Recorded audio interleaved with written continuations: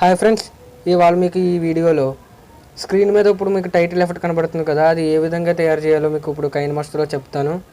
మీరు ఈ వీడియోని లాస్ట్ వరకు చూడండి. కొత్తగా ఎవరన్నా మా ఛానల్కి వచ్చినట్లయితే వాళ్ళు సబ్స్క్రైబ్ చేసుకోండి. Let's start.